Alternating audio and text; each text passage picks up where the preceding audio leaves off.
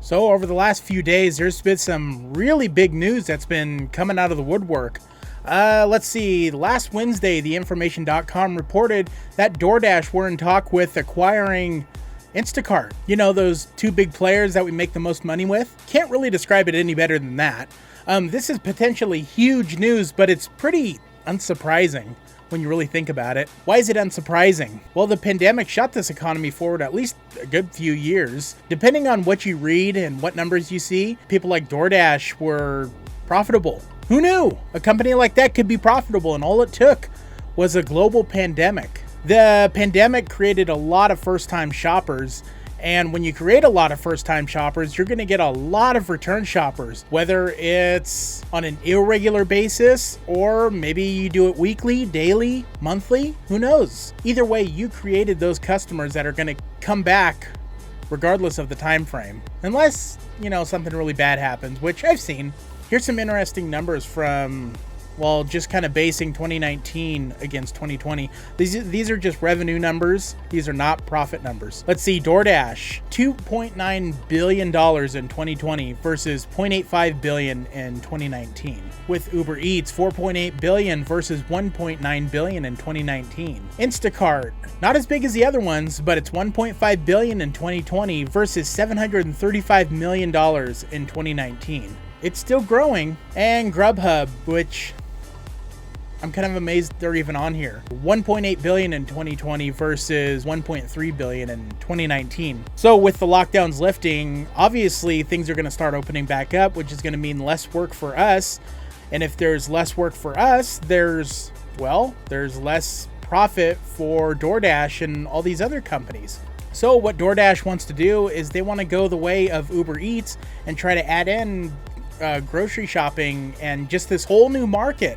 Not only that, but they want to double down on these ghost kitchens or dark kitchens, whatever you want to call them. They want to go in on that too to try to keep the magic going. These talks have been going on for at least the past 2 months. The dollar figure is somewhere between $40 and $50 billion. That's some crazy money to throw around when you're not regularly profitable. I don't know how they do it.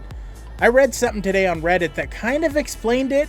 I don't know, for somebody like me who's not really well versed in economics other than what's inside my bank account, I don't get it. I just don't. But the big question is, what stopped them? And the answer is more or less obvious. There's a chance that they could get too big and be subjugated to antitrust laws, which means they'll get broken right back up and the sale will mean jack shit. That would be a big waste of money. However, it's not completely off the table from what experts are saying and everything. There's still a chance it could happen, but there's also a chance that DoorDash could acquire another company. Let's see, I'm going to pull it up real fast. The list of the companies that they were looking at. Okay, so I got it wrong. This expert is talking about should DoorDash acquire Instacart or GoPuff. So here's more of an opinion of mine, why this could be a good thing. Well, you'd have basically your main money makers all on one platform. You could either deliver fast food or you could grocery shop, like I tend to lean towards. Not only that, but with DoorDash in a much bigger market now, they have the opportunity to create more revenue, which hopefully they could post a profit, which means more sustainability. Now, does that mean we would get paid more? No. It would just mean that they just keep doing what they're doing because obviously it's working. But on the flip side, why this could be a bad thing is that you're only dealing with one company. This means if you screw up bad enough on doing one thing, you're off the biggest platform that this country has to offer. That is a lot of market share, which means a lot of potential earnings you could be missing out on. If you're banned from that platform, you might as well just go back to a W-2 job. Not only that, but they could also potentially become so big that they could start pushing back on Uber and Corner Shop and gain even more market share within this country. And who knows, maybe that could lead to them eventually buying Lyft and being in all three markets. And oh my God, Uber would be in so much trouble.